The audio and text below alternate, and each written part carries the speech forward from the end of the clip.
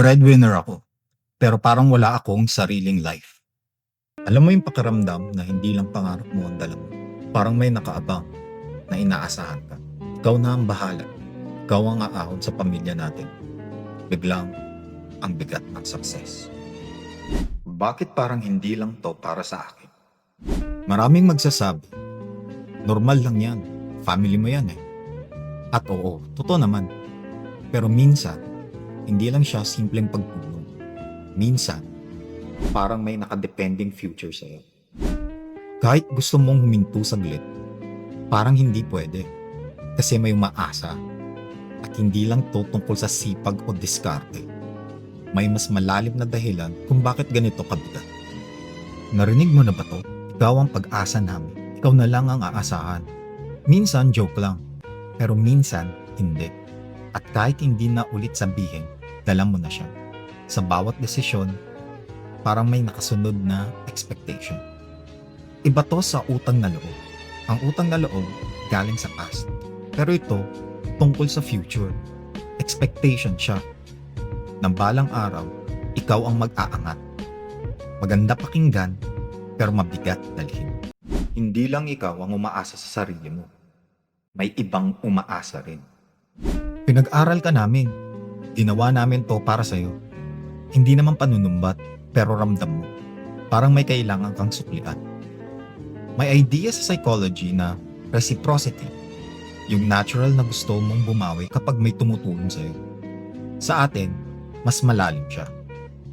Hindi lang thank you, parang lifelong commitment.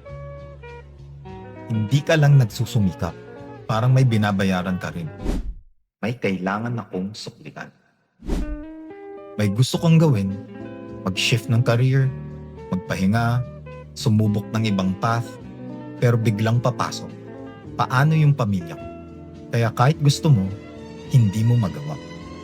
Hindi dahil wala kang choice, kung dahil may mas mabigat kang pinipili. Responsibility over preference. Kaya minsan, hindi mo na alam kung ano talaga ang gusto mo. Kasi lagi siyang sinasala ng tanong na, practical ba to para sa lahat? Hindi ka stuck. Pinipili mo lang lagi ang iba.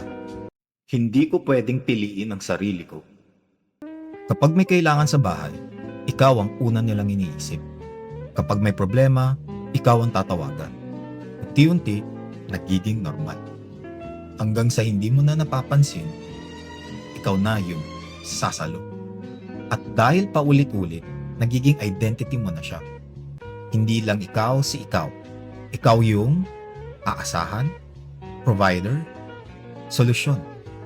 At kapag ganun na, parang hindi ka na pwedeng bumitaw. Hindi lang role to. Parang ito na ang identity mo. Ako yung inaasahan. Pagod ka na, pero tuloy pa rin. Kahit gusto mong huminto saglit, hindi mo magawa. Kasi may umaasa. Kaya kahit ubos ka na, nagbibigay ka pa rin. May kasabihan, you can't pour from an empty cup. Pero in reality, maraming breadwinners ang ganito. Nagbibigay kahit wala nang laman.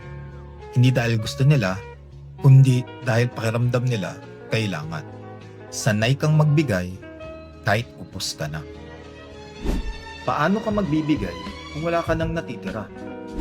Kung ganito ka, yung pakiramdam na hindi ka pwedeng mag-slow down, hindi ka pwedeng mapagod, hindi ka nag-iisa.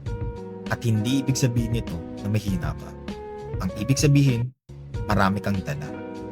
Mahal mo ang pamilya mo, kaya mo ginagawa. Pero sana, hindi mo rin kalimutan ng sarili. Kasi kung ikaw ang inaasahan, kailangan buo ka rin. Tandaan mo na hindi mo kailangan maubos para lang may maibigay. Pwede mong tulungan ang pamilya mo nang hindi nawawala ang sarili mo.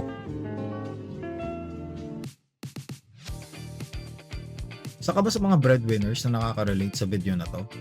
Let us know in the comment section if you feel like this. If this helped you, you can leave a like. And if you want more videos like this, subscribe ka lang. Tambay ka dito.